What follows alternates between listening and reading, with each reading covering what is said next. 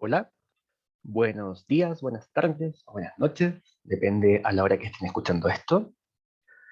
Hoy vamos a ver en esta clase lo que corresponde a terapéutica antimicrobiana con el objetivo de que tengan unas buenas bases para una prescripción de un antimicrobiano.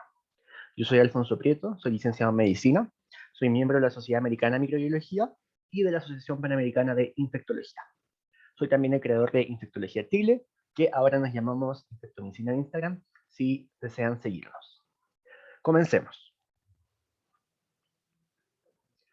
Bueno, ¿qué es lo que vamos a ver el día de hoy? En primer lugar, hablar un poco sobre la relevancia y el impacto en salud pública que tiene eh, la prescripción de un antimicrobiano. Porque si nosotros indicamos mal un antimicrobiano, podemos generar un impacto súper grande en la salud pública. O sea, más allá de lo que le pueda pasar al paciente, que es súper importante, también generamos un poco de daño colateral al resto de la comunidad y al ecosistema cuando indicamos mal un antimicrobiano. Por eso que vamos a hablar de esto inicialmente, vamos a ver los antimicrobianos, cómo se clasifican, porque para poder dejar uno tenemos que saber cuáles existen y cómo funcionan. Y vamos a hablar también de un tema súper importante, que yo creo que es fundamental para todo médico, sea la especialidad que sea, los aspectos farmacocinéticos de los antimicrobianos y los modelos PKPD, que vamos a entrar en detalles más adelante. También vamos a hablar un poco sobre los mecanismos de resistencia, tanto en gram negativos como en gram positivos, y vamos a ver algunos casos clínicos que nos van a orientar un poco y finalizaremos con unas conclusiones. Entonces, ¿por qué es relevante que estemos viendo este tema el día de hoy? Primero, definir qué son antimicrobianos, que hay que diferenciar lo que se suele usar a veces indistintamente como antibiótico, resistencia antibiótica, pero los antibióticos son un tipo de antimicrobiano, porque los antimicrobianos son cualquier agente farmacológico indicado en el tratamiento de infecciones por virus, bacterias, virus, hongos o parásitos. Pero principalmente el problema está en el uso de antibióticos, que es lo más común indicado, lo más frecuente. Y sucede que actualmente la resistencia a los antibióticos es una amenaza mundial para la salud mundial y la seguridad alimentaria. ¿Y por qué la seguridad alimentaria? Porque la industria alimentaria, tanto cárnica, principalmente, se suelen utilizar antimicrobianos de amplio espectro, entonces ahí el rol de los médicos veterinarios en el uso racional de antimicrobianos. En ganadería, pues las resistencias, al ser transmisión de genes, por ejemplo, o de cepas que han sufrido selección, pueden también transmitirse a humanos. Además, la resistencia antimicrobiana es transversal a cualquier patología, edad, país.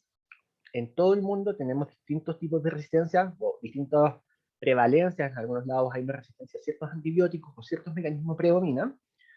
Y por eso es que cualquier médico, sea cirujano, internista, neurocirujano, neurólogo, lo que sea, va a utilizar en algún momento antibióticos. Y es por eso que es importante que sepan cómo indicarlos.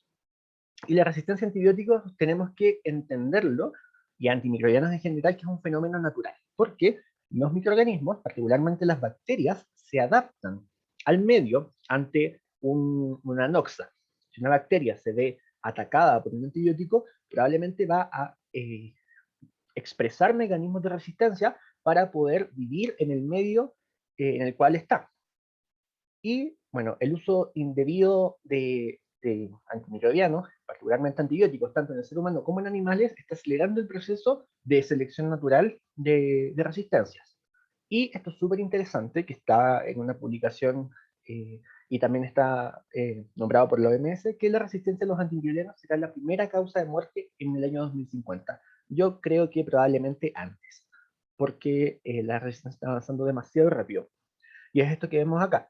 Al año 2050 se estima que la resistencia antimicrobiana va a ser causante de al menos 10 millones de muertes, superando al cáncer, a la diabetes, enfermedades crónicas no transmisibles y otras enfermedades infecciosas. Entonces, de ahí la importancia que tenemos, o que tenemos que darle a conocer el problema, saber que existe y tomar acciones para evitar que esto siga progresando. Entonces, vamos a hablar de los antibióticos. Los antibióticos, como sabemos, son agentes farmacológicos indicados para el tratamiento de bacterias. Podemos clasificarlo de distintas formas. Una forma de clasificarlo es por su mecanismo de acción, u otra forma de clasificarlo es por familias. Lo mejor siempre al empezar es que los clasifiquemos según su mecanismo de acción. Para eso vamos a partir con los inhibidores de la síntesis de la pared celular. Como recordarán, las bacterias tienen una pared celular de peptidoglicán, las gram positivas tienen una pared más gruesa y las gram negativas tienen una pared más delgada. En ese sentido, encontramos a los betalactámicos, que son una familia muy grande de antimicrobianos que considera las penicilinas, las cefalosporinas, los carbapenémicos y los monobactámicos, y es lo más utilizado frecuentemente tanto ambulatorio como en el ámbito hospitalario, particularmente la cefalosporina. Los glicopéptidos, que también, bueno, para nombrar el mecanismo, los betalactámicos lo que hacen es inhibir la actividad transcriptasa de las PDP, las proteínas ligadoras de penicilina, inhibiendo así la síntesis de la pared celular. Los glicopéptidos encontramos a la vancomicina y a la teicoplanina, que la vancomicina lo que hace es inhibir la unión de los puentes de alanina en la síntesis de la pared celular, por lo tanto no hay síntesis. Los glucolipopéptidos, que son otra familia, dentro de los cuales encontramos a la dalbavancina, y la fosfomicina, que es un fármaco bastante antiguo, que en Chile no estaba hace un tiempo, y hace poco, un par de años, se reincorporó en las farmacias, no está disponible en todos los hospitales, pero también lo que hace es inhibir la síntesis de UDP-glucosa, inhibiendo también, por consecuencia, la síntesis de la pared celular. La fosfomicina es una muy buena alternativa para cuando tenemos resistencia a betalactámicos o mecanismos de resistencia que afectan betalactámicos, que son un gran grupo de mecanismos. Tenemos a los inhibidores de la síntesis de ADN, y ahí encontramos a las quinolonas, que lo que hacen es inhibir la actividad de la topoisomerasa, evitando así la síntesis de ADN. ¿Qué quinolonas tenemos? Bueno, las quinolonas son particularmente las fluoroquinolonas, lo que más conocemos, ciprofloxacino, levofloxacino, moxifloxacino, que los podemos ordenar en generaciones y lo vamos a ver en el siguiente diapo. Tenemos inhibidores de la síntesis de ARN mensajero, particularmente la rifampicina, que se usa en el tratamiento de la tuberculosis. Luego tenemos una familia que igual es grande, que son los inhibidores de la síntesis proteica. Y, como ustedes saben, la síntesis de proteínas se genera en los ribosomas bacterianos. Entonces, el mecanismo de estos inhibidores es la inhibición de la actividad de las subunidades ribosomales. Tenemos aquellos que van a actuar sobre la subunidad 50S y aquellos que van a actuar sobre la subunidad ribosomal 30S. De la subunidad ribosomal 50S tenemos a los macrólidos, dentro de los cuales encontramos, por ejemplo, a acitromicina, claritromicina, eritromicina, entre otros. Tenemos a clindamicina, a cloranfenicol, y a las dos oxazolidonas, dentro de los cuales tenemos, por ejemplo, linezolid y tedizolid. En cuanto a los inhibidores de la subunidad ribosomal 30S, tenemos a los aminoglicósidos, donde tenemos los más conocidos, gentamicina, amicacina, y tenemos a las tetraciclinas, donde encontramos a tetraciclina, propiamente tal, a doxiciclina, a tigeciclina, entre otros. Y tenemos otro mecanismo, que son los detergentes de membrana celular, que literalmente son detergentes, disuelven la membrana celular, donde encontramos a las polimixinas, a colistin, que corresponde a polimixina E, y a la polimixina B. Ahora, si lo queremos clasificar por familias, como les había mencionado, en los betalactámicos tenemos a las penicilinas, donde por ejemplo vamos a encontrar a penicilina G, las aminopenicilinas, donde está ampicilina y amoxicilina. Tenemos a las penicilinas resistentes a penicilinasa, donde tenemos a fluoxacilina, flucloxacilina, dicloxacilina. Tenemos también a las ureidopenicilinas y carboxipenicilinas, donde particularmente tenemos a piperacilina, que se suele utilizar o se utiliza mayormente en asociación con tazobactam, piperacilina tazobactam, lo habrán visto más de alguna vez.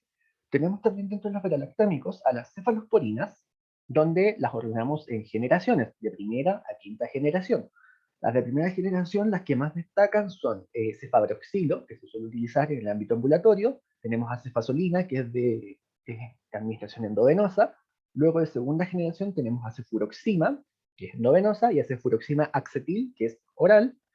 De las de tercera generación las podemos dividir en dos grandes grupos, aquellas que tienen actividad contra Pseudomonas aeruginosa y aquellas que no tienen actividad contra Pseudomonas aeruginosa. Siempre hablamos de cefalosporinas antipseudomónicas y no antipseudomónicas. De las no antipseudomónicas tenemos a ceftriaxona, que estoy seguro que la habrán escuchado o la habrán visto en su práctica. tenemos a cefotaxima, por ejemplo, y de las de tercera generación con actividad contra pseudomonas tenemos clásico a ceftazidima. De las de cuarta tenemos a cefepim, que también tiene actividad contra pseudomonas, y de las de quinta generación tenemos a ceftarolina, que fue una cefalsporina que se creó particularmente para el tratamiento de infecciones por Staphylococcus aureus meticilino resistente. Luego los carbapenémicos son antibióticos de muy amplio espectro, se suelen utilizar o se utilizan casi exclusivamente en el ámbito hospitalario, particularmente en unidades de cuidados intensivos, y dentro de los carbapenémicos encontramos también podemos clasificarlos en antipseudomónicos y no antipseudomónicos. De los que no tienen actividad contra pseudomonas, esto es súper importante que lo tengan en consideración, está ertapenem. Ertapenem no tiene actividad contra pseudomonas. Por favor, esto es súper importante. Y de los que sí tienen actividad contra pseudomonas tenemos a meropenem e imipenem. Existe también doripenem, pero la verdad es que casi no se utiliza y hasta lo que sé no está disponible en Chile. Ahora, se han creado nuevas asociaciones, tanto las cefalsporinas como los carbapenémicos, que son asociaciones entre este betalactámico y un inhibidor de betalactamasas, como lo son imipenem relebactam y meropenem vaborbactam. De los monobactámicos tenemos a Astrionam. Astrionam es un fármaco bastante útil cuando queremos tratar infecciones por microorganismos que son productores de carbapenemasas, particularmente de metalocarbapenemasas. Son súper útiles y son la alternativa que tenemos, porque, por ejemplo, lo vamos a ver más en detalle, pero cuando tenemos infecciones por eh, KPC o serinocarbapenemasa, solemos utilizar ceftazidima con avibactam. El avibactam tiene actividad o inhibe estas carbapenemasas, pero no tiene actividad ceftavibactam contra las metalocarbapenemasas. Y ahí es cuando entran los monobactámicos. Incluso hay algunas investigaciones que están buscando asociar azotenam con avibactam. Y de los inhibidores de beta-lactamasas tenemos al ácido clavulánico, característico, la amoxicilina con ácido clavulánico. Tenemos a sulbactam, que se asocia comúnmente a ampicilina, ampisulbactam. Tenemos a tazobactam, que se asocia generalmente con piperacilina, la piperacilina con tazobactam. Y tenemos otros como lo son el avibactam, que suele ir en asociación con ceftazidima. Tenemos a los que les mencioné de los carbapenémicos, ¿cierto? Imipenem relebactam y meropenem vaborbactam. Luego los glicopéptidos que habíamos mencionado, ¿cierto? Que tienen esta actividad y de inhibir la unión de los puentes de alanina de alanina, donde está vancomicina y teicoplanina. Los lipopéptidos, donde está la daptomicina, que sí hay en Chile, se usa en casos bastante seleccionados, pero también está dentro de este gran grupo. Y los glicolipopéptidos, donde tenemos a la dalbavancina. Las quinolonas, que hablamos más de fluoroquinolonas, encontramos, acá están ordenadas de generación, o sea, de generación, las de primera generación, como lo son el ácido nalidíxico, las de segunda generación, como lo son ciprofloxacino y norfloxacino, las de tercera, como leofloxacino, y las de cuarta, como moxifloxacino. Acá quiero detenerme y decir que las quinolonas tienen que, particularmente de tercera y cuarta generación, tienen que ser fármacos bastante restringidos para el uso exclusivamente de cuando son necesarios. Por ejemplo, pacientes con alergias a betalactámicos, pacientes con infecciones resistentes a otros antimicrobianos, porque, por ejemplo, moxifloxacino y leofloxacino se pueden utilizar y son terapia de segunda línea contra la tuberculosis. No sabemos si el paciente tiene una TBC latente o está cursando tuberculosis y podemos volverlo resistente, y la idea es guardar estos fármacos que igual tienen un muy amplio espectro.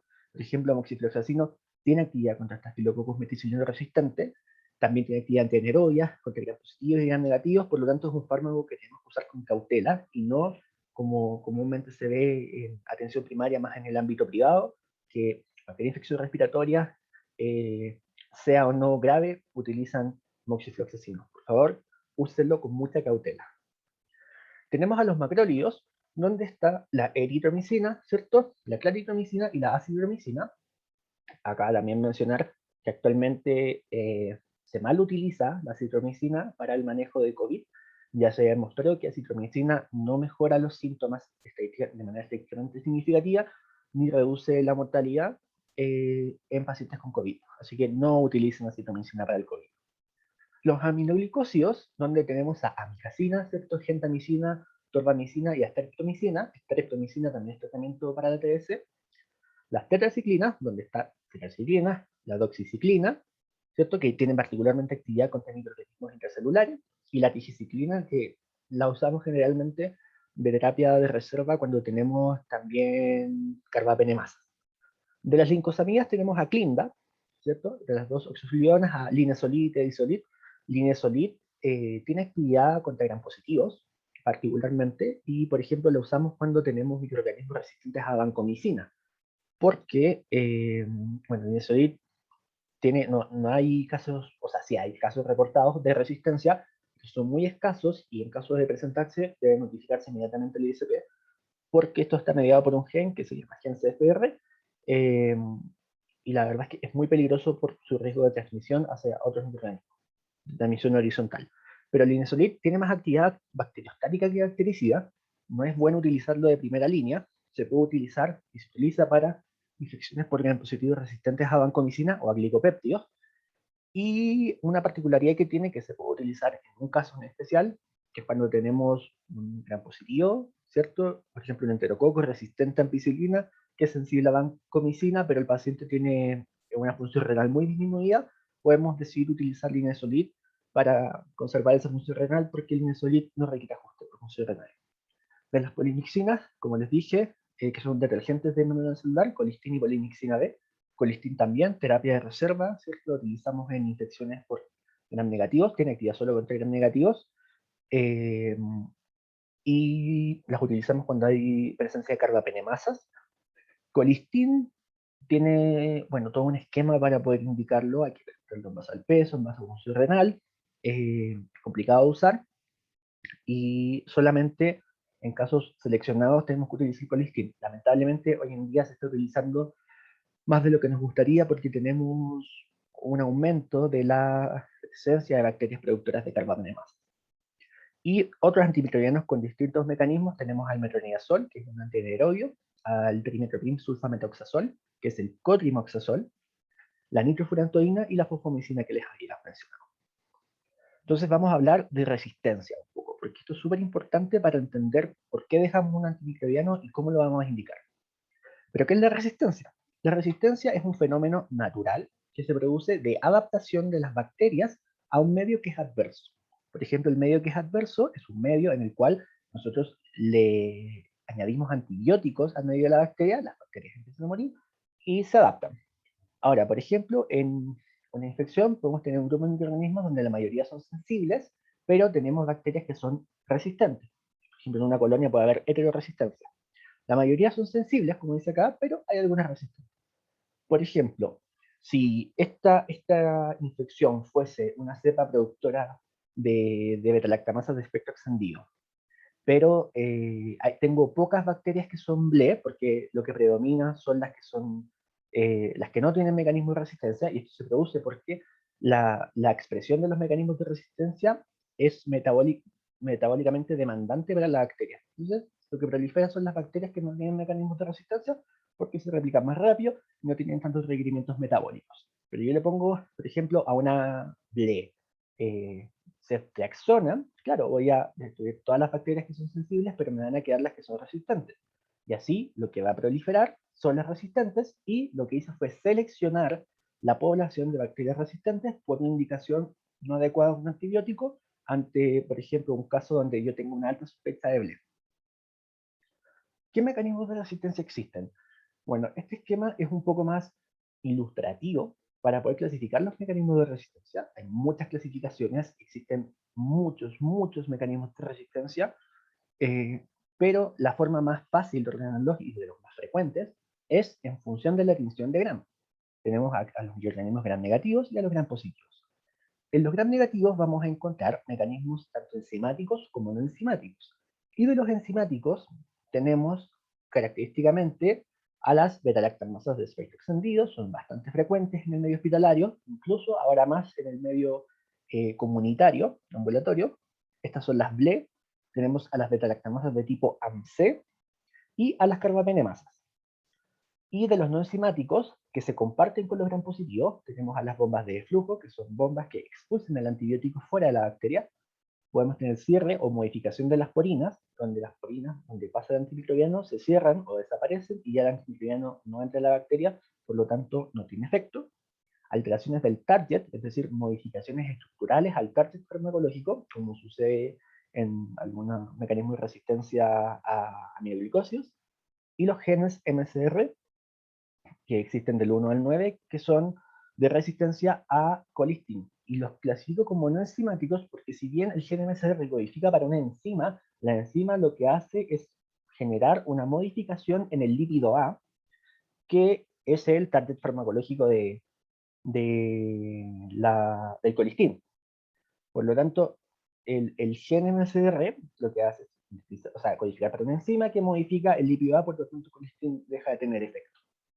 En cuanto a los gram positivos, vamos a tener característicamente la expresión del gen MECA, que genera resistencia de Staphylococcus aureus a beta-lactámicos, pero lo vemos, o los llamamos generalmente Staphylococcus aureus meticilino resistente o Staphylococcus meticilino resistente, que van a verlo en el antibiograma como resistencia a oxacilina o a cloxacilina.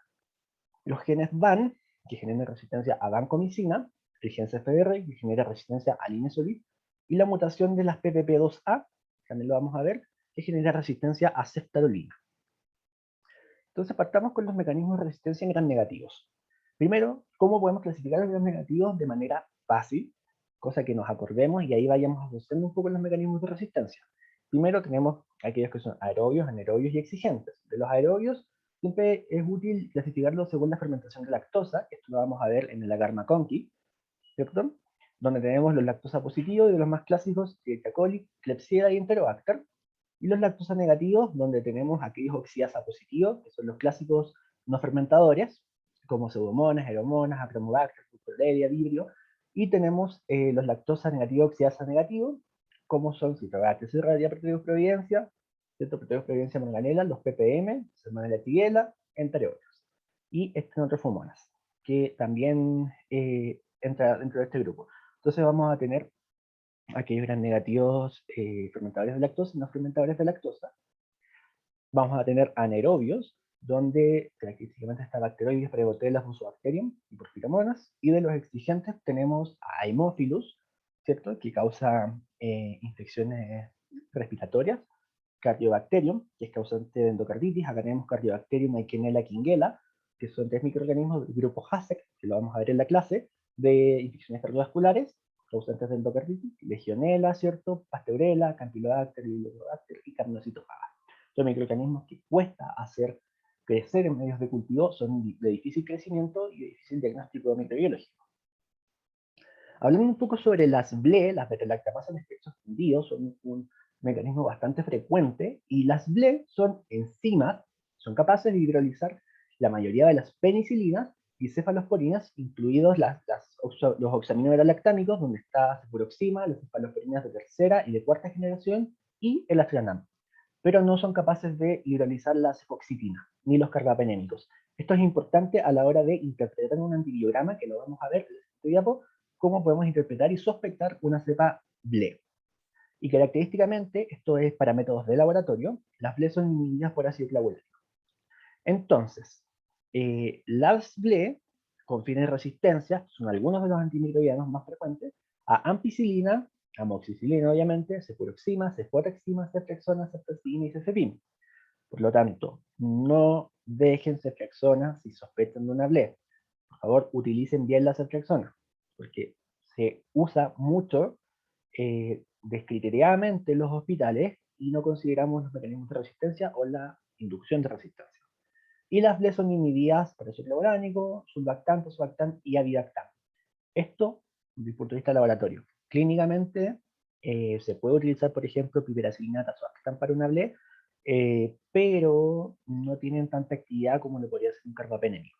Ahí hay algunas guías que recomiendan para el tratamiento de las BLE el uso de carbapenémicos, pero como ertapenem, cuando no tenemos sospecha de pseudomonas, pero también se puede utilizar piperacilina, tazobactam, y bueno, depende mucho de la condición clínica del paciente.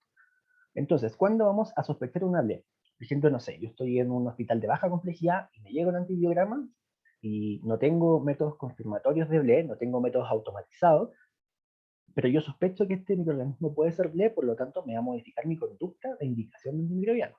Voy a sospechar una BLE cuando tenga resistencia o sensibilidad intermedia a cefotaxima y o ceftazidima.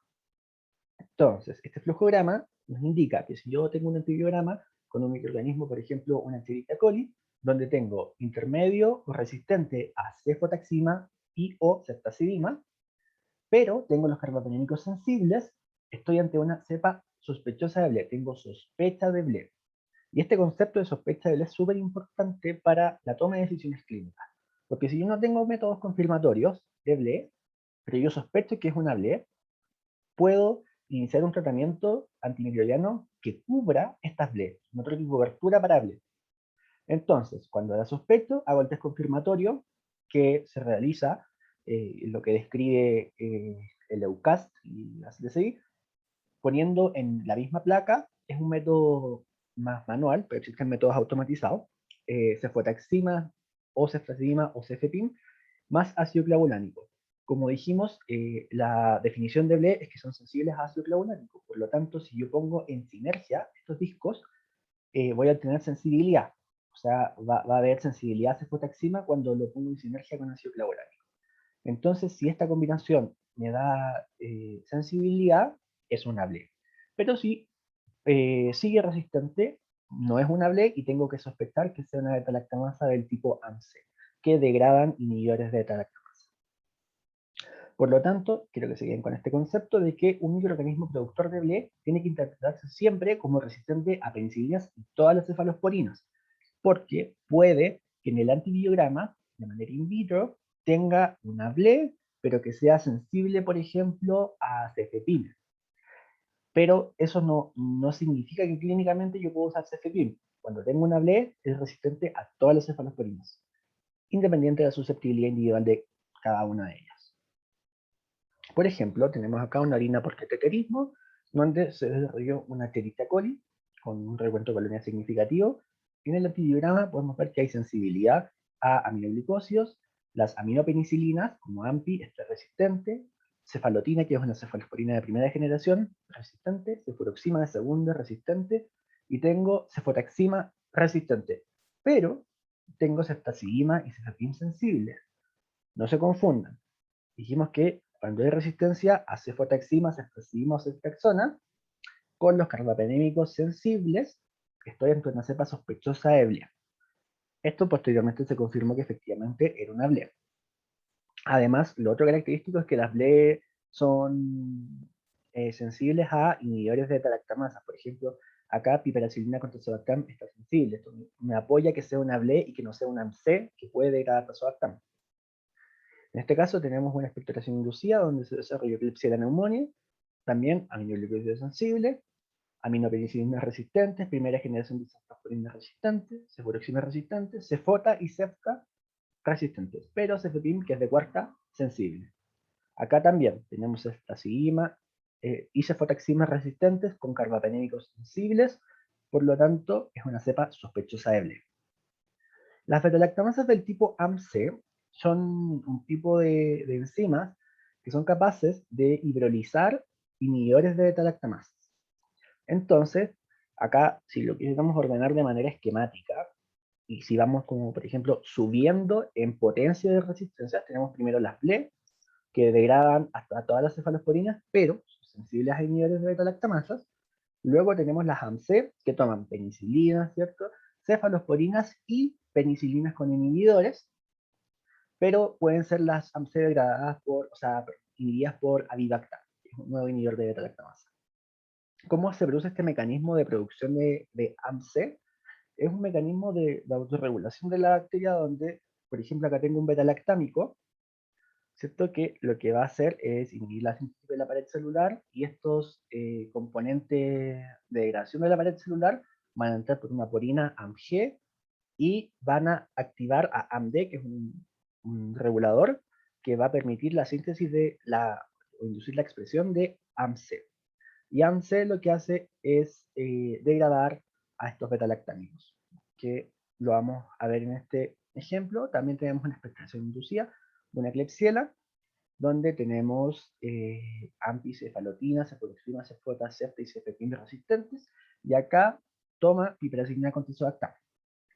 Algo que quiero mencionar es que cuando nosotros interpretamos un antibiograma, estamos viendo el fenotipo de resistencia. No podemos afirmar 100% que esto sea un AMC, porque tenemos que hacer los test confirmatorios.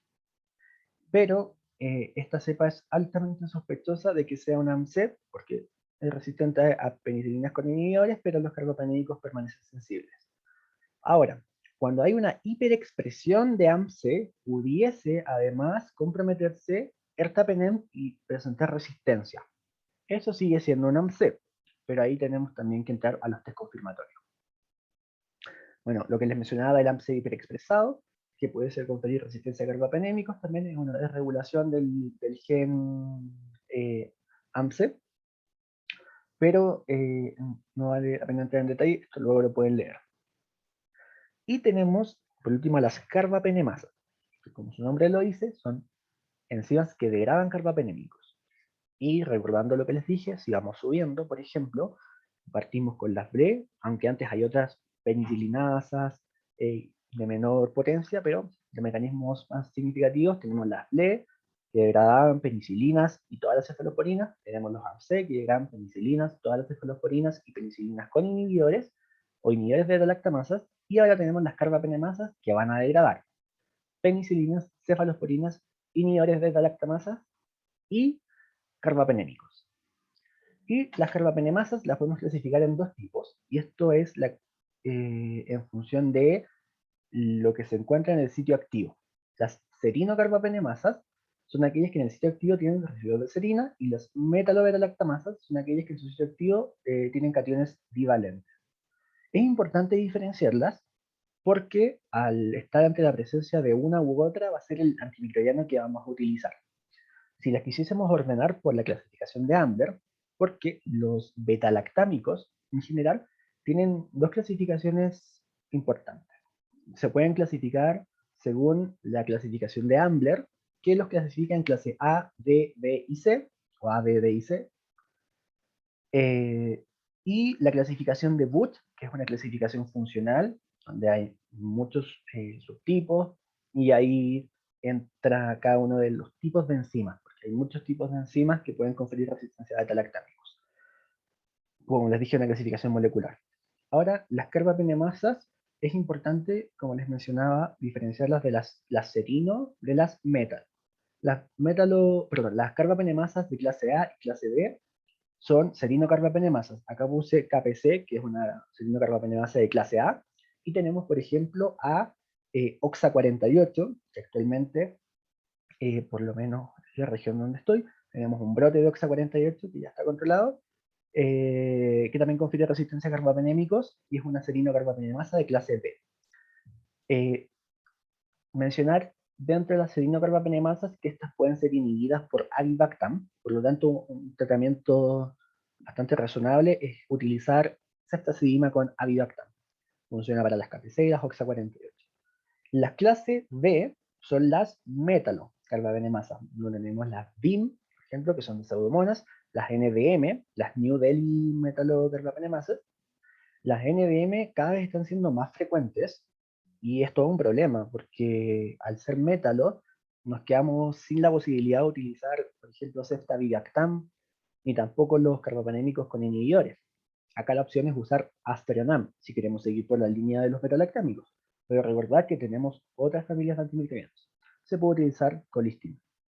Y las de clase C encontramos al AMC hiperexpresado. Por ejemplo, este es un antibiograma característico de KPC, de una carbapenemasa, una Klebsiella pneumoniae carbapenemasa, que se ven característicamente Klebsiella, pero no es únicamente, las KPC pueden estar presentes en otros gram negativos. ¿Cómo sé o cómo sospecho que es una KPC?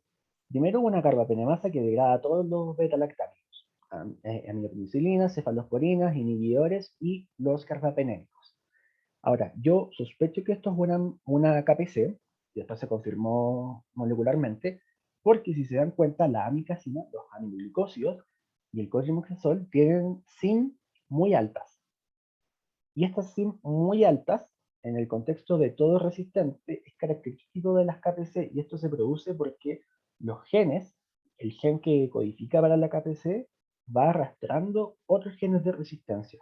Y al expresarse KPC, también se expresan los demás genes de resistencia y da este antibiograma característico donde está todo resistente con SIM muy altas. Acá, como les dije, estamos viendo el fenotipo. Pero también, aparte de los beta-lactámicos, tenemos mecanismos de resistencia que afectan a las quinolonas. Así, pero por ejemplo, a leofloxacino, que también pueden presentar resistencia. Y de los mecanismos más característicos tenemos mutaciones de los genes GIR-A y GIR-B. Estos genes codifican para la topoisomerasa 2, que es la enzima, ¿cierto? Que la topoisomerasa, que facilita la síntesis de ADN, y la topoisomerasa 2 es beta negativo, la topoisomerasa 4 es gran positivos. En el caso de la topoisomerasa 4 se afectan los genes PAR-C y PAR-E, pero yo al alterar el gen, si el gen ya no es el mismo que antes, entonces la proteína que se va a codificar no va a ser la misma. Por lo tanto, esta mutación se produce en un segmento del gen que es la región que determina resistencia a quinolona, así se llama, donde al sustituir estos aminoácidos que son codificados por este segmento de ADN, lo que va a hacer es modificar finalmente la estructura de la topoisomerasa, por lo tanto hay una alteración del target y las quinolonas ya no son efectivas. Podemos también ver una sobreexpresión de bombas de flujo que expulsan el antibiótico con o sin pérdida de las porinas. Tenemos también la producción de proteínas QNR que van a competir con las quinolonas para su unión a la topoisomerasa. Y tenemos la presencia de enzimas acetiladoras que inactivan particularmente cipro y norfloxacino. Y en cuanto a resistencia a aminoglicosios, que también hay, tenemos aquellas enzimas que modifican la estructura del aminoglicosio. Tenemos también una disminución de la concentración intracelular cuando hay, por ejemplo, bombas de expulsión, una modificación, una alteración del target del ribosoma, porque acuérdense que los aminoglicosios son inhibidores de la subunidad ribosomal 30S, mutaciones del ARN ribosomal 16S, y mutaciones cromosómicas en la cadena transportadora electrónica. Porque el mecanismo mediante el cual, por ejemplo, amicacina ingresa a la célula bacteriana es bastante complejo y requiere también modificaciones o la acción del potencial de membrana, de la membrana celular de la bacteria. Y de los mecanismos no enzimáticos, tenemos tres principales, que es lo que hemos hablado, de la modificación de la diana farmacológica o del target, por ejemplo, cuando los ribosomas modifican su estructura y ya no son activos los antimicrobianos que actúan sobre el ribosoma. Tenemos aquellos mecanismos que disminuyen la penetración del antibiótico cuando perdemos o las porinas disminuyen su diámetro, perdón. Y tenemos bombas de expulsión activa que eliminan el antibiótico del interior de la bacteria. Acá están los mecanismos enzimáticos que les mencionaba. El cierre de porinas o pérdida de las porinas también se puede producir. Es cuando las porinas disminuyen el diámetro y hacen menos permeable el paso de los antibióticos. Un ejemplo bastante característico es Proteus mirabilis, porque se van a dar cuenta, o si no se han fijado, fijen con detención los antibiogramas de un Proteus, que vamos a ver el Proteus que es sensible, por ejemplo, puede ser sensible a cefalosporina,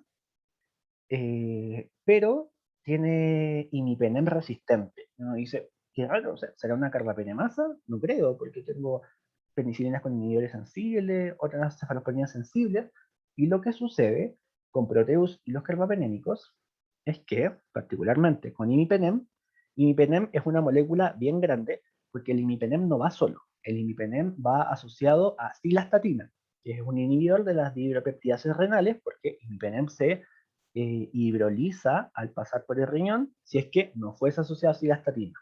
Entonces la cilastatina le confiere un tamaño más grande. Por lo tanto, al la porina disminuir su diámetro, imipenem, que es grande, ya no va a poder pasar. Pero, por ejemplo, el ertapenem, que es una molécula más pequeña, va a poder pasar, porque no tiene este tamaño tan grande como imipenem. Las bombas de flujo, donde se eliminan hacia el exterior de la bacteria, las podemos ver, por ejemplo, con meropenem. A veces hay mecanismos, por ejemplo, en pseudomonas, que vemos que hay sensibilidad incluso a ceftazidima, pero meropenem resistente. Ahí debemos sospechar una bomba de flujo. Y las alteraciones del target, donde disminuye la estructura del target farmacológico, entonces no se va a unir con tanta afinidad o directamente no se va a unir al antimicrobiano. Quiero mencionarles un grupo de bacterias que son bien importantes, que son el grupo AMSES. Y se llaman AMSES, antes se llamaban SPACE, pero AMSES queda mucho mejor porque además nos hace recordar que este grupo de bacterias son AMSES cromosómicos. Perdón, sí, cromosómicos. Ahora, eso significa que dentro del genoma de la bacteria, el gen AMC está presente. Y lo tenemos en Acinetobacter, en Morganella, Proteus providencia, Citrobacter, Enterobacter y Serratia. ¿Por qué esto es importante? Porque, por ejemplo, si a mí me llega un antibiograma de un Proteus, que está súper sensible, se ve muy, muy sensible, eh, yo tengo que pensar bien que si voy a usar un beta-lactámico, ¿qué beta-lactámico voy a usar? Si el Proteus está sensible a incluso cefalosporinas de primera, quizás una buena opción sería escalar y dejarle un antimicrobiano de mayor espectro, porque yo al presionar a Proteus con un beta-lactámico o a cualquiera del grupo ANSES, voy a hacer que el Proteus o el grupo ANSES se estrese, por decirlo de alguna forma, y exprese su ANSES, y me va a degradar mi antimicrobiano. Entonces, Proteus, por ejemplo, una buena opción es utilizar piperacilina contra Tazobactam para cubrir ese AMC y evitar que se genere resistencia. También se pueden utilizar otras familias de antimicrobianos, no exclusivamente beta-lactámicos. De hecho, en infecciones comunitarias por algunos de estos microorganismos, lo mejor sería no utilizar beta-lactámicos, sino utilizar, no sé, por ejemplo, cotrimoxazol podría ser, si es una ITU, o puede ser alguna quinolona. Ahí no debe ver en función del tipo de paciente, sería la infección. El grupo escape, que puede ser con C o con K, son un grupo de microorganismos que característicamente causan problemas en los hospitales. Y hay que tenerles hartos ojos. Tenemos Enterococcus, donde hay dos especies principales, hay varias especies de Enterococcus, pero las que más destacan son Enterococcus fecalis y Enterococcus faecium. Enterococcus faecium suele presentar resistencia a glicopéptidos, pero fecalis también. Por lo tanto, los enterococcus resistentes a glicopéptidos son un problema. De los glicopéptidos nos referimos principalmente a vancomicina. Es todo un problema. Staphylococcus aureus meticilino resistente también es un problema. Clostridium difficile, que ahora el nombre más correcto es Clostridioides difficile. Acinetobacter baumannii, que uno ve un Acinetobacter baumannii en el hospital y da mucho miedo porque son súper resistentes y los esquemas son bien agresivos o en sinergia con otros antimicrobianos. Pseudomonas aeruginosa también, que puede ser resistente a carbapenémicos, y en general las enterobacterias. Son un problema bastante importante porque pese a que pueden ser muy sensibles a algunos antimicrobianos, también estas enterobacterias pudiesen presentar cualquiera de estos mecanismos, sobre todo aquellos mecanismos que se transfieren mediante plásmidos, como lo son las KPC, que pueden transmitirse a otras bacterias. Acá tenemos algunos ejemplos de mecanismos no enzimáticos. Por ejemplo, esta es una bomba de flujo, donde tenemos un aspirado tubo endotelial, donde es una pseudomona, un clásico de la UCI. Y veamos este antibiograma. Tenemos entonces aminoglucósidos sensibles, penicilinas resistentes, cefalosporinas de primera, segunda y tercera resistentes. Acá igual podríamos decir, sí, sospecha de BLE, pero tenemos meropenem resistente. ¿Recuerdan los que les mencionaba de que había resistencia particularmente a meropenem por pseudomonas? Probablemente esto sea una bomba de flujo. Y hay un dato que es como un tip para identificarlo. Meropenem suele ir asociado a la expulsión de ciprofloxacino. Entonces, si yo tengo mero y cipro resistentes, pero ibipenem, ertipiptazo sensibles en una pseudomonas, puedo sospechar, tengo una alta sospecha de que esto se trate de una bomba de flujo más que de un mecanismo enzimático. Ahora, obviamente pueden existir combinaciones donde haya mecanismos enzimáticos y además no enzimáticos, y ahí va a ser muy difícil diferenciarlos fenotípicamente. El cierre de porinas, característico de Proteus mirabilis, donde tenemos también penicilina sensible, pero no resistente, cefalosporinas de primera resistente, hasta CEFTA, y tenemos imipenem resistente. Es lo que les mencionaba del tamaño de la molécula. Esto es un cierre de porinas. Ahora vamos a hablar de los mecanismos en gram positivos. Son menos, pero muy importantes, donde tenemos primero que entender cómo se clasifican los gram positivos. Vamos a hablar de las cocáceas gram positivas. Los bacilos gram positivos son un grupo aparte, tienen características especiales y no los vamos a tratar en esta ocasión. De los cocos gram positivos, podemos clasificarlos también según los requerimientos de oxígeno. Tenemos aquellos aerobios o anaerobios facultativos, que son la mayoría, los anaerobios estrictos, como Peptococcus y Streptococcus, perdón, y los exigentes, como Granulicatela. Yo he visto más de alguna vez endocarditis por Granulicatela adiacens. Entonces, tenerlo en consideración que puede existir. Y de los anaerobios, anaerobios facultativos o aerobios, tenemos aquellos que se organizan en racimos en tétradas, acá clásicamente los estáfilos, y de los estafilococcus tenemos aquellos coagulasa positivos y coagulasa negativos. Los coagulasa positivos, Staphylococcus aureus. Y coagulasa negativo tenemos muchas especies. Ojo, Staphylococcus coagulasa negativo, la mayor parte o una parte importante de los Staphylococcus coagulasa negativos son resistentes a oxacilina, son meticilinos resistentes. Entonces, cuando vean o hay un resultado preliminar de un antibiograma que informe un estafilocoagulasa negativo, sospechen que puede ser meticilino resistente y por lo tanto instauren un tratamiento que otorgue cobertura a eso. Después pueden desescalar. Y de los que son en cadena, ¿cierto? Los estrepto o diplo, tenemos que clasificarlos según la hemólisis en agar sangre. Los beta hemolíticos son aquellos que generan una hemólisis completa, donde está la colonia, clásicamente Piógenes, ¿cierto? Que es el grupo A. Lo que más escuchan ustedes es Streptogrupo B, que en verdad responde a Streptococcus agalactiae. Tenemos Streptococcus agalactiae, que es el grupo C, Canis, que es el grupo G, y los del grupo Anginosus, que tienen distintos grupos. De los beta hemolíticos, el más característico es Streptopiógenes. Y de los alfa o gamma hemolíticos, acá se hacen otras pruebas bioquímicas. Una prueba muy importante es la prueba de la optoquina, porque nos permite diferenciar al tiro si este strepto es un neumonía o no es neumonía. Neumonía es bastante frecuente, entonces si tenemos un Streptococcus alfa o gamma hemolítico, optoquina sensible, es un neumonía, y si es optoquina resistente, es del grupo Virians o alguno de estos, incluso no Streptococcus directamente, puede ser gemela, como gemela sanguinis, también está visto en infecciones en pacientes inmunocomprometidos o en endocarditis, los pediococcus y leuconostoc, por ejemplo, leuconostoc mesenteroides. Y también tenemos para los enterococos, para saber que este estrepto que veo no es un streptococcus sino un enterococcus, hago la prueba del PIR y bilis esculina. Si es PIR positivo o bilis esculina positivo, es un enterococo. Y ahí tengo varias especies. Y ya les había mencionado el resto de los gram positivos cocáceas.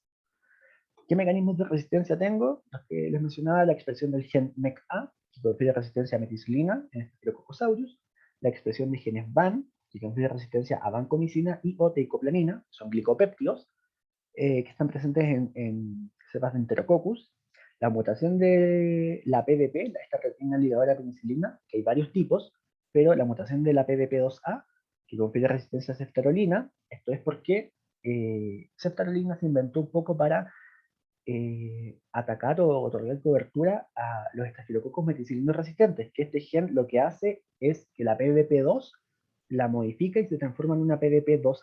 Entonces, crearon ceftarolina que tenía actividad contra las PDP2A, pero los estafilos fueron más inteligentes y mutaron la PDP2A y ahora la ceftarolina existen mecanismos de resistencia. Es la expresión del gen CFR que confiere resistencia al inesolina. Respecto a lo de las porinas que les mencionaba, por ejemplo, si tengo una cepa salvaje con porina, el antimicrobiano va a entrar. Ahora, ¿qué pasa cuando estas porinas se alteran? Puede perderse la porina y no tener porinas, entonces no va a entrar el antibiótico. Puede haber menos porinas, pero del mismo tamaño, pero va a entrar menos antibiótico. O un estrechamiento del canal de la porina. Del gen MECA, acá vemos el mecanismo. es un mecanismo también donde yo presiono la bacteria y se expresa el gen. Por ejemplo, cuando la bacteria se ve atacada por un beta-lactámico, el regulador MECR1 va a ir sobre la región promotora del gen MECA y va a expresar el gen MECA, que lo que hace es que si yo inicialmente tenía una PBP2, ahora el gen MECA expresa una PBP2A, por lo tanto no va a haber susceptibilidad a beta-lactámicos.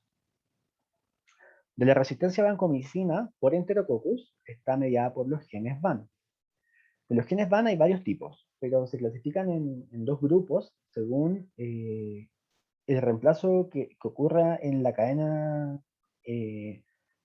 o en la región terminal donde está la D-alanina, la última alanina, si es reemplazada por lactato, entra el grupo de los VAN A, VAN B, VAN D, VAN M, y si es reemplazada por serina, puede ser un VAN C, VAN E, VAN L o VAN E.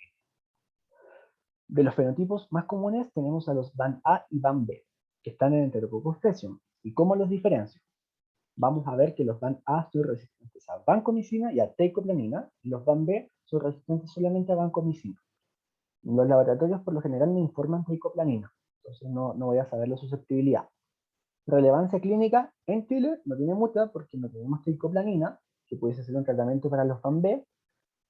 Igual si tengo resistencia a banco, probablemente el un antimicrobiano. Puede ser linezolid o otro. Pero esta es la forma de diferenciar. VAN C, quiero mencionarles que está presente en una especie de enterococo que es Enterococcus gallinarum. Entonces, si yo veo un Enterococcus gallinarum, inmediatamente sé que es resistente a vancomicina.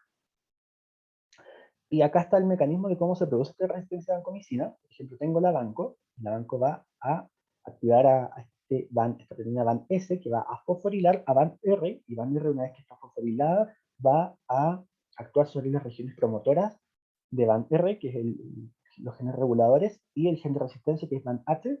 En este caso es un VAN A, por lo tanto, la alanina, ¿cierto? Que estaba al final, se va a reemplazar por un lactato. Y esto es lo que les muestro acá.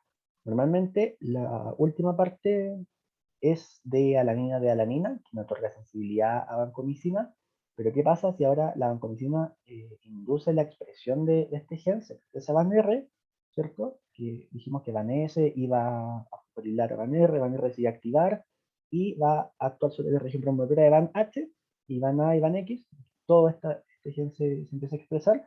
Por lo tanto, lo que va a hacer es que está el de lactato, ¿cierto? Se expresa VAN-A, y a la alanina, en vez de unirse las dos alaninas, a la alanina se le va a unir un lactato y el resto de la cadena.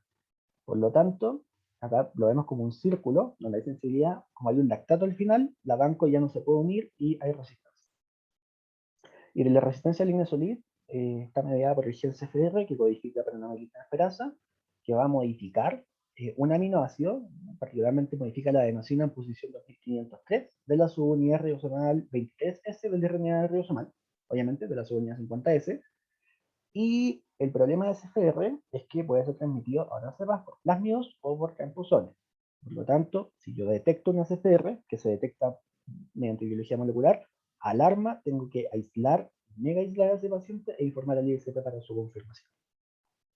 Ahora vamos a hablar de los modelos PK-PD. Y esto es, yo creo que la parte más importante de esta clase. ¿Y qué son los modelos PK-PD? PK viene de Pharmacokinetics y PD de Pharmacodynamics. Entonces es la relación que existe entre la farmacocinética y la farmacodinámica de un antimicrobiano. Para ello tenemos que conocer los parámetros farmacocinéticos que existen, no en general, pero para los antimicrobianos. Que la biodisponibilidad, finalmente la dosis administrada que alcanza el compartimento central, hay varios modelos compartimentales. La concentración máxima es, como su nombre lo dice, la máxima concentración que alcanza el fármaco en algún líquido o tejido, donde se mida. Por eso de ahí depende el compartimento. Puedo medirlo solo en sangre, puedo medirlo en sangre y, por ejemplo, líquido acítico, donde yo quiera ver a cuánto llega la concentración. El tiempo máximo es el tiempo que tarda el antimicrobiano en alcanzar la concentración máxima. El área bajo la curva, como su nombre lo dice, si yo trazo una curva de concentración versus tiempo, es el área que se forma bajo esa curva. que la forma más fácil de calcularlo, cuando yo voy haciendo determinaciones puntuales de concentraciones plasmáticas, por ejemplo con la vancomicina, es sumando los trapezoides y triángulos que se forman bajo. Esto, de manera más precisa, se realiza con integrales, pero la forma más fácil para nosotros es sumar los trapezoides y triángulos que se forman debajo. La semivía de eliminación o vía media es el tiempo que se elimina la mitad de la concentración, ¿cierto? En cualquier líquido donde yo lo mida. Y este concepto, muy importante, la SIM, o la concentración mínima inhibitoria, o concentración inhibitoria mínima, es la mínima concentración necesaria para inhibir el crecimiento de la bacteria después de su incubación. Y hay varias SIM, está la SIM 50, la SIM 90, depende del porcentaje de microorganismos que se inhiben. Y de los modelos PKPD tenemos tres principales. Ahora, la importancia de esto es que si yo conozco el modelo PKPD y los entiendo, puedo asegurar que mi terapia antimicrobiana va a ser efectiva. Porque, por ejemplo, no es lo mismo que yo tenga un paciente, ¿cierto? No sé, de 50 años que pesa 65 kilos y está deshidratado, a un paciente de 60 años que pesa 80 kilos y además está súper edematoso, incluso está en la nasarca, porque ahí yo tengo un aumento del líquido, entonces me va a aumentar el volumen de distribución. Si el fármaco tiene determinado volumen de distribución, cuando yo le administre la dosis que normalmente está calculada, así como estándar, la concentración del fármaco va a ser menor. Por lo tanto, alteraciones farmacocinéticas en los pacientes me van a alterar la llegada del medicamento. Ejemplo clásico, por ejemplo, la vancomicina, que es un fármaco súper hidrofílico, por lo tanto, depende mucho del agua extracelular. Si yo tengo un paciente choqueado, séptico, donde hay escape de líquido del intravascular al intersticio, voy a tener un aumento del volumen de distribución, por lo tanto tengo que ajustar mi dosis de vancomicina. Y ahí vamos a ver qué antimicrobianos se tienen en cada compartimento. Entonces, ¿cómo voy a medir estos modelos? Tengo el modelo que es tiempo versus concentración mínima inhibitoria. Para yo determinar estos modelos necesito conocer la SIM del antimicrobiano. Vamos a ver cuál se mide, qué antimicrobianos entran en cada modelo. ¿Qué depende, por ejemplo, de la concentración máxima que alcanza el antimicrobiano sobre la SIM? El área bajo la curva partido en la SIM es el área que se produce, ¿cierto? Esta es nuestra curva, y el área que está por debajo es lo que nos importa. Ahora, el modelo, ¿cierto? Existe valores de corte, los cuales debo cumplir con el modelo. Esto es numérico. Ahora estamos viendo el concepto. Pero para que lo entiendan ahora, por ejemplo, Cmax versus SIM, lo podemos ver en amicacina o en los aminoglucosios, donde a mí lo que me importa es cuántas veces sobre la SIM alcanza una concentración plasmática. A mí con la micacina, y es el fundamento de por qué la micacina se da una vez al día, en una dosis de 15 a 20 miligramos kilo, porque a mí lo que me importa es el pic que genero sobre la SIM. Si mi bacteria tiene una SIM de 2 gamicacina, que es súper sensible, necesito alcanzar sobre 8, en general se habla de 10 a 12 veces sobre la SIM, para que mi antimicrobiano sea efectivo. AUC versus SIM, característicamente la vancomicina, donde a mí lo que me importa es que esta relación de área bajo la curva, en 24 horas, partido en la SIM, sea mayor a 400, particularmente entre 400 y 600. Esa es la relación el número que me debe dar. Ustedes pueden buscarlo, existen los valores ya están determinados de cuánto es el modelo y cuánto debe cumplir. Y el tiempo sobre la SIM es el característico de los betalactámicos. Entonces, acá lo que importa es qué porcentaje del tiempo en 24 horas la concentración del medicamento está por sobre la SIM. Y es por eso que los betalactámicos se dan varias veces al día. Que a mí lo que me interesa es que, por ejemplo, cuando haga esta curva, yo me mantenga siempre mis concentraciones estacionarias sobre la SIM. Para entenderlo, entonces, habíamos hablado de estas características fisicoquímicas de los antimicrobianos, que tenemos aquellos que son hidrofílicos y aquellos que son lipofílicos. Los hidrofílicos tienden a quedarse en el intravascular y dependen mucho de la concentración de agua, o sea, la cantidad de agua que se celular. Y los lipofílicos se tienden a ir hacia la grasa, por lo tanto el volumen de distribución es más amplio. ¿Qué fármacos son hidrofílicos? Los beta-lactámicos, los glicopéptidos y los aminoglicosidos. Y los lipofílicos, las fluoroquinolonas, los macrólidos, las tetraciclinas, la anticoagulante y la rifampicina. Y acá tenemos las características. Los hidrofílicos tienen un volumen de difusión pequeño, a diferencia de los lipofílicos. La difusión a través de las membranas está en los lipofílicos, porque atraviesan las membranas al ser lipofílicos, y es por eso que tienen actividad contra microorganismos intracelulares. Por ejemplo, la doxiciclina tiene actividad contra microorganismos intracelulares porque es muy lipofílica. Y la eliminación no es exclusiva, pero es principalmente renal en aquellos hidrofílicos y hepática en aquellos lipofílicos. No es 100% así, también se eliminan vía renal, pero es principal. Por ejemplo, los macrólidos son de metabolismo y excreción puramente hepática. Y los hidrofílicos son más renal, por eso tenemos que tener cuidado cuando usamos glicopéptidos, cuando usamos banco y cuando usamos amicacina. Ojo con el riñón, son un poco nefrotóxicos. Entonces el modelo de fracción del tiempo sobre el LACIN, que es lo que les indicaba acá, es lo que me dice el porcentaje de tiempo de un intervalo de administración en el cual las concentraciones son mayores a LACIN. Por ejemplo, piptazo, hiperalcinina contra Soactam, la dosis como clásica que se da son 3,375 gramos cada 6 horas y lo tengo que pasar en infusión continua en 4 horas de infusión. ¿Por qué esto es tan importante? Porque si yo administro el piptazo varias veces al día y una infusión prolongada, voy a subir las concentraciones y la concentración va a disminuir más lentamente y en la siguiente dosis voy a de nuevo subir la concentración y va a disminuir lentamente y así siempre me voy a mantener sobre el ácido. Lo que me pide el modelo es que las concentraciones de piptazo estén sobre el ácido en al menos un 30 a 50% del tiempo entre dos dosis. Esto, como dice acá, para que mi terapia sea efectiva y evitar resistencia, los niveles plasmáticos de piptazo deben estar por sobre el ACIN un 30-50% del tiempo entre intervalos de dosis. Por eso los betalactámicos se dan varias veces al día. Y ahí la importancia de la cantidad y la frecuencia de las dosis. Les puedo poner como ejemplo la cloxacilina. La dosis como ideal son 3 gramos cada 6 horas. La idea es administrar 12 gramos al día. Y eso es porque la cloxa tengo que mantener también concentraciones sobre la SIM bastante porcentaje del tiempo. Y yo me aseguro que dando una dosis alta y dosis repetida voy a conseguir eso. Y piptazo, también hay otras formas de usarlo. Por ejemplo, puedo dar una dosis de carga de 4,5 gramos administrada en 30 minutos y luego 3,375 gramos cada 8. Y así también mantengo mis concentraciones sobre la SIM. El modelo Cmax versus SIM es clásico de los aminoglicosidos, donde es el resultado de dividir la concentración máxima por la SIM. Por ejemplo, amicacina me dice que la relación o la división entre la Cmax y la SIM tiene que ser mayor o igual a 12 veces.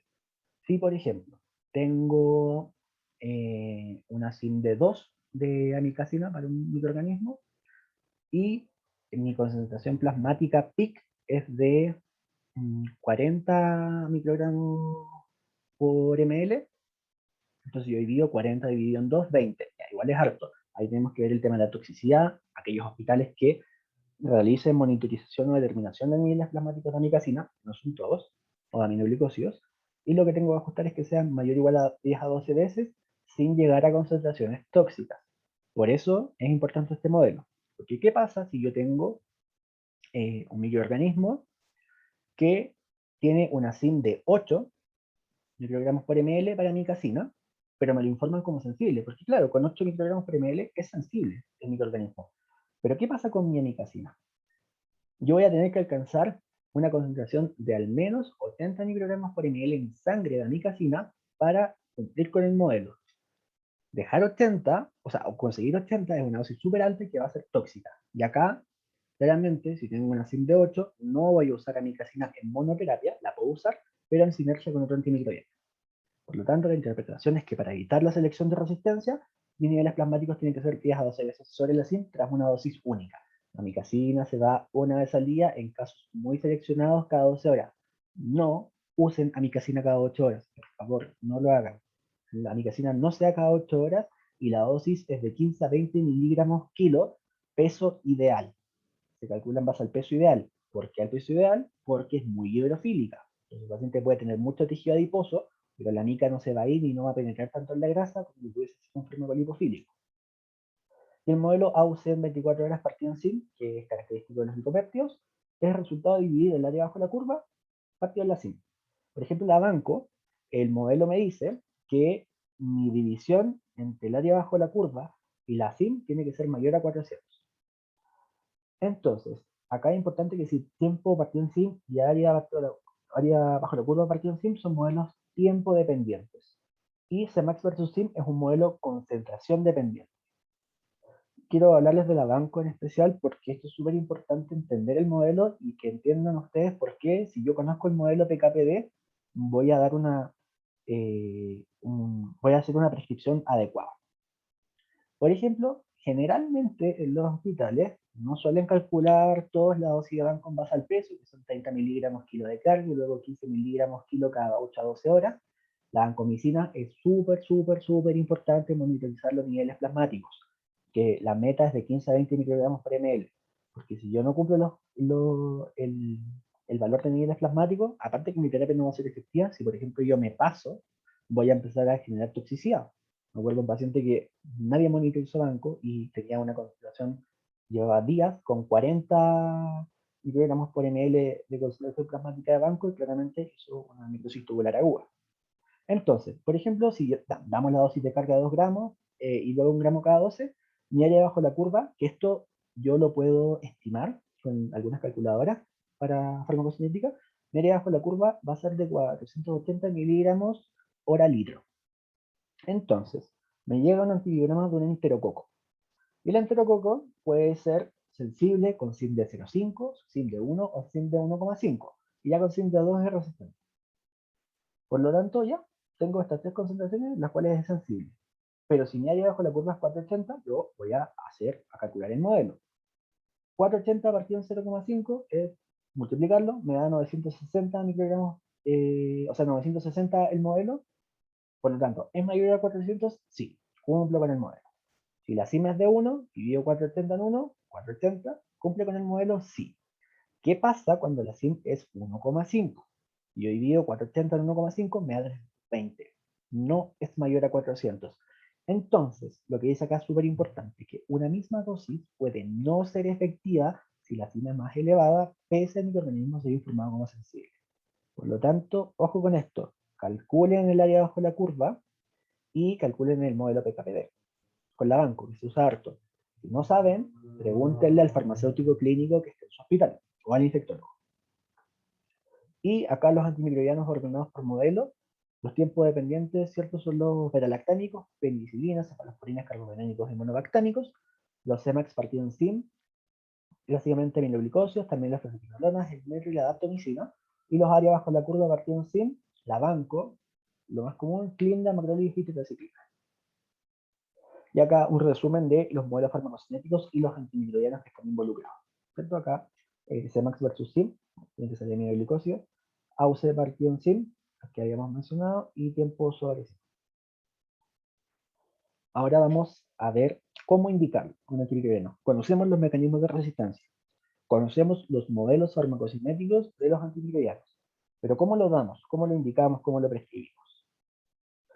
Para poder indicar un antimicrobiano, no es una receta de cocina, no es que yo diga, tiene esta infección, le voy a dejar este antibiótico a la dosis clásica que me han enseñado o a la dosis que sale en todo el mundo. Un antimicrobiano tiene que individualizarse en base a cada paciente. Para eso debo considerar tres factores. Los factores del microorganismo, los factores del paciente y los factores del medicamento. Cuando el microorganismo tengo que considerar qué tipo de infección tengo. Claramente, si no sé, tengo una ITU, tengo una infección de hueso, las infecciones de hueso, por ejemplo, los aminoglicósidos casi no llegan a hueso, porque el volumen de distribución es muy pequeño y son muy hidrofílicos. Entonces, en el tipo de infección tengo que considerar dónde está, si es muy severo o no, si hay compromiso sistémico o no, porque si tengo un shock séptico, el paciente está súper hipotenso, vasopléjico, y claramente es séptico, no sé, tengo una procalcitonina elevada, voy a iniciar probablemente un antibiótico de más amplio espectro versus uno de menor espectro. Atención de Gram, ¿cierto? Porque no es lo mismo sospechar un Gram negativo que un Gram positivo. Si yo estoy claro que esto puede ser un Gram positivo o es un Gram positivo, no voy a usar, por ejemplo, eh, no sé, colistin, aunque hay que ser, tiene indicaciones bien especiales, pero algo para gram negativo, dejar algo más para gram positivos, vancomicina, ahí hay que obviamente individualizarlo. Y el género y especie, porque no es lo mismo dejarle, no sé, un proteus, un beta-lactámico, que a una Escherichia coli. Ahí ojo con los grupos AMC. Los factores del paciente, también súper importantes. ¿De dónde viene el paciente? ¿Lo vi en policlínico, lo vi en APS o está hospitalizado? Si es ambulatorio, probablemente la resistencia no tenga factores de riesgo de resistencia, ¿cierto? Que es que el paciente haya tenido contacto con centros de salud recientemente, que no haya utilizado antibióticos endovenosos en los últimos 90 días. Si cumple con esos criterios, probablemente mi espectro de antimicrobiano que indique sea menor. Y si está hospitalizado, hay que ver dónde está hospitalizado, por qué está hospitalizado, porque no es lo mismo un paciente en la UCI que lleva 10 días intubado, que empieza con elevación de parámetros inflamatorios y una expectoración o secreciones mucopurulentas desde el aspirado tubo endotraqueal, donde yo claramente voy a sospechar que esto puede ser una neumonía asociada a ventilación mecánica, y ahí indicaré mis tratamientos que son empíricos de más amplio espectro, versus un paciente que está hospitalizado en sala por una pielo. La función renal hepática y la velocidad glomerular, también súper importante. Yo tengo que ajustar el antimicrobiano en base a función renal cuando lo requiera, porque si un paciente que tiene una velocidad de filtración de 30 y le quiero dejar vancomicina, cuidado que tengo que ajustarla. Lo mismo en los pacientes en hemodiálisis, porque hay que ajustar el esquema en base a la hemodiálisis. Hay fármacos que se hemodializan en gran porcentaje, por lo tanto tengo que dar una dosis extra after diálisis, después de la diálisis, y luego seguir con mi esquema normal. Estados que pueden alterar el volumen extracelular, como los dijimos, el edema o el escape de líquidos hacia el extravascular, hacia el intersticio, o bien una deshidratación donde tenga contraído el BEC, también me va a alterar el volumen de difusión del medicamento. Y factores cardiometabólicos que produzcan estados inflamatorios. También tengo que considerarlo. Y los factores del medicamento, lo que vimos, los perfiles PKPD y la solubilidad del medicamento hidrofílico o lipofílico. Entonces, vamos a ver cómo se indica. Si tengo un paciente hospitalizado, es bien importante que yo sea claro y explícito con la indicación. Porque si lo dejo, a veces saca las indicaciones, no sé, X medicamento, una ampolla cada 8 horas. ¿Pero qué es una ampolla? ¿Cuántos miligramos? ¿Cuánto le vas a dejar? Entonces, para yo hacer una buena indicación, tengo que, primero el nombre del antimicrobiano. No pongan Tazonam ni el nombre comercial. Pongan el nombre del medicamento. Nombre del antimicrobiano, cuánto le voy a dejar, en cuánto volumen lo voy a diluir. También es importante el volumen por la concentración que voy a tener en el matraz, el tiempo en el cual lo voy a pasar y cada cuánto. Por ejemplo, con la nicacina es súper importante el volumen y el tiempo, porque si yo tengo menos de 1 gramo, mi dosis es menor de 1 gramo, lo voy a pasar en media hora. Si es mayor o igual a 1 gramo, lo voy a pasar en 60 minutos. Y si es menor de 1 gramo, lo voy a diluir en 100 ml, y si es mayor de 1 gramo, lo voy a diluir en 250 ml. Por ejemplo, acá, una indicación adecuada de amicacina sería amicacina, 750 miligramos, menor de 1 gramo, ¿cierto? En 100 ml de suero fisiológico, endovenoso, a pasar en 30 minutos de infusión cada 24 horas. Acá me queda claro entonces el nombre, la dosis, en cuánto volumen lo voy a diluir, el tipo de solución, en cuánto tiempo lo voy a pasar y cada cuánto. Algunos ejemplos son, por ejemplo, acá la piperacilina con tisoactam, que voy a dar piptazo 4,5 gramos en ml, a pasar en 30 minutos con mi dosis de carga, y luego voy a iniciar 4,5 gramos cada 8 horas y a pasarlo en 4 horas, con el piptazo, súper importante. Acá la mica, 1,25 gramos cada 24 horas a pasar en 1 hora, también el tipo de solución, acá serían 250 ml, lo que habíamos visto antes, y el imipenem, por ejemplo, que son 500 cada 6 a pasar en 3 horas. Los carbapenémicos tratan de pasarlos en más tiempo, sobre todo en pacientes neurocríticos o que tienen, por distintos factores, una disminución del umbral convulsivante, porque los carbapenémicos, característicamente imipenem, disminuyen más el umbral convulsivante y el paciente puede convulsionar. Por ejemplo, algunas me tocó ver que alguien pasó imipenem en bolo. Obviamente el paciente convulsionó. No hagan eso. Y un clásico es como, no sé, llega el paciente a la urgencia, pucha, se ve más o menos, ya se fracciona nomás, total es una pierna. No. Vean el PKP del paciente, vean la severidad de la infección, dónde está, si tiene factores de riesgo para multiresistencia, cuál es su prevalencia local de resistencia. Es súper importante que tengan actualizados los perfiles de susceptibilidad para poder indicarlo. Entonces, ¿qué aspectos tengo que tener en consideración cuando indico un antimicrobiano? El contexto clínico. No es lo mismo un paciente que llega con dolor, ¿cierto? Un pose renal, que un paciente séptico. Mi indicación va a ser distinta. ¿Qué tan severa es la infección? Si existen alergias o contraindicaciones para el uso de ciertos medicamentos, característicamente los pacientes pueden ser alérgicos a penicilina, dicen no, soy alérgico a la penicilina, o alérgico a la sulfa. La sulfa tiene el cotrimoxazol, ¿cierto? Sulfamethoxazol.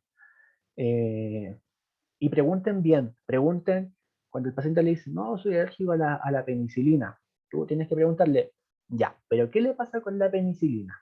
No es que me duele la guata cuando tomo amoxicilina. Entonces, ¿será alergia a eso?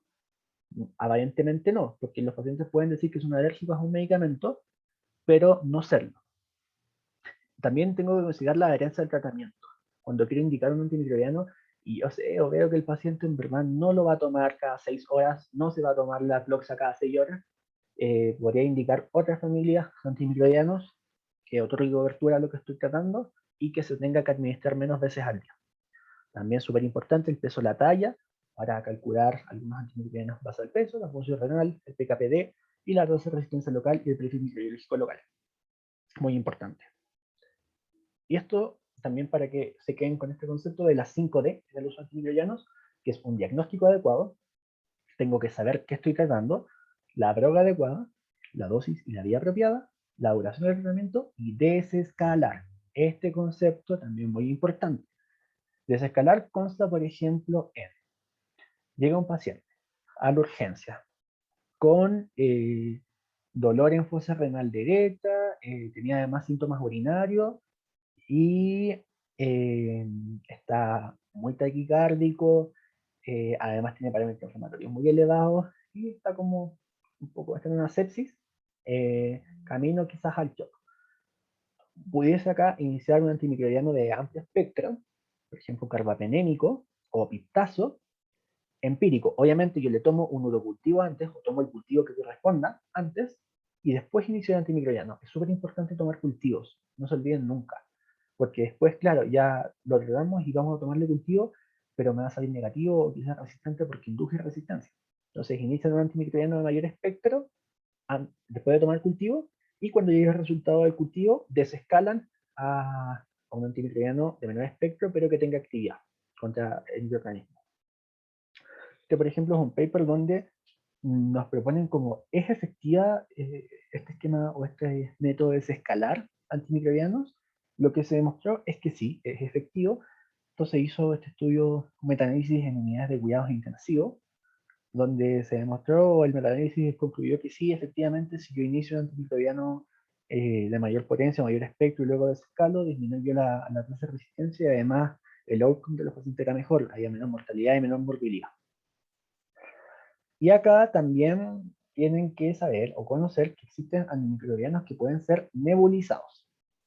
Mucha gente no lo sabe, pero los antimicrobianos y gran parte de ellos se pueden nebulizar. Por ejemplo, si tengo un paciente con una neumonía asociada a ventilación, que es sensible a piptazo. Le voy a dejar el piptazo, ¿cierto? Endovenoso con la mica, pero además puedo utilizar amicacina nebulizada. Y acá el intervalo es mayor, cada 2 o cada 8. Y la amicacina se puede nebulizar, lo más común es que se nebulicen 500 miligramos en 2 ml de agua destilada. 500 miligramos es una ampolla. En 2 ml y lo nebulizo cada 8 horas.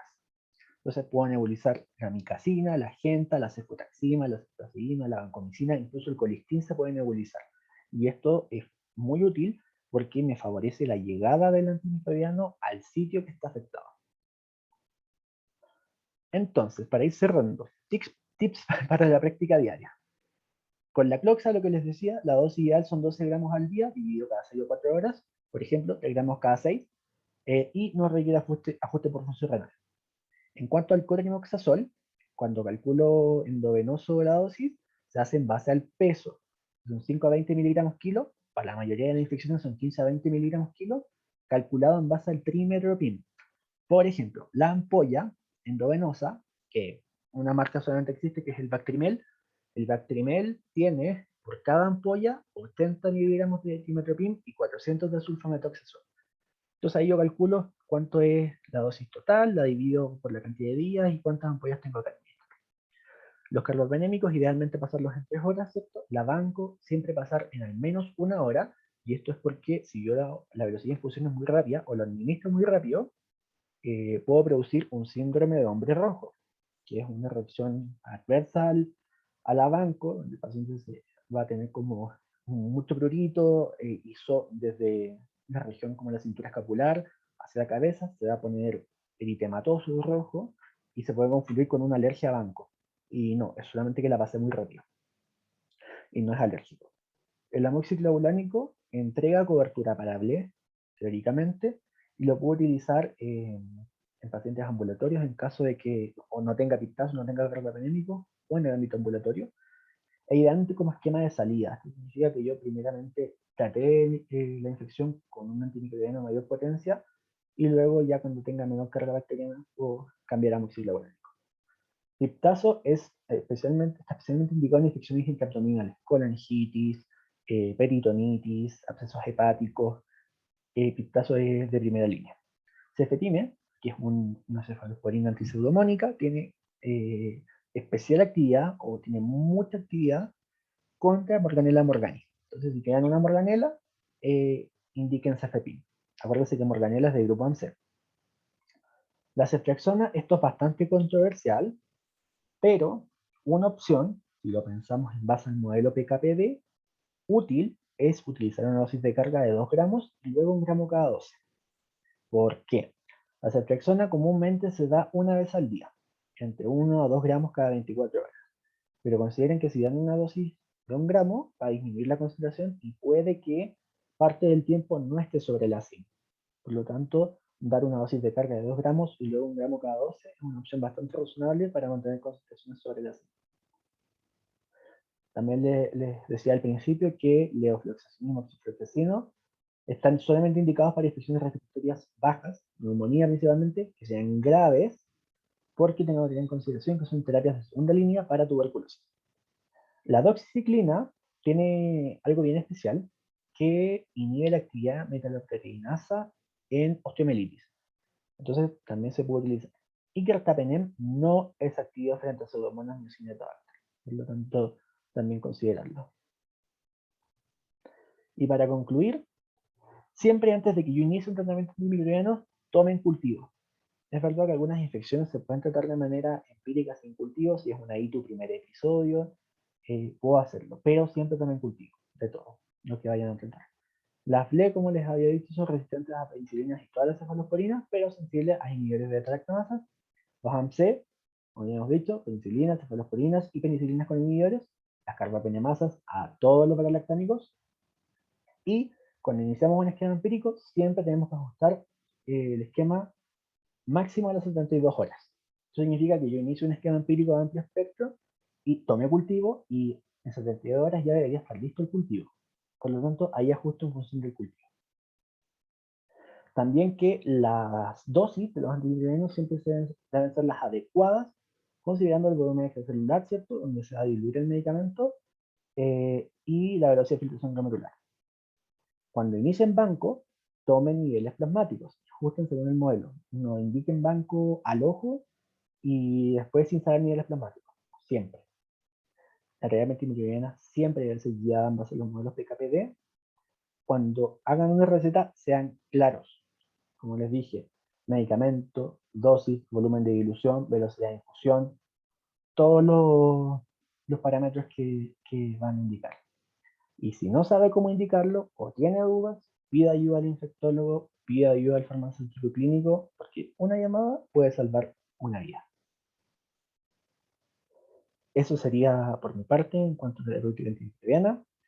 Espero que no se hayan aburrido, es un tema bien extenso, bien complejo de entender porque considera muchas aristas distintas, pero súper importante porque al indicar un antimicrobiano tenemos un solo tiro, no podemos desperdiciarlo y tenemos que hacer hacerlo de la manera más adecuada posible. Eso, chicos, por mi parte. Vamos a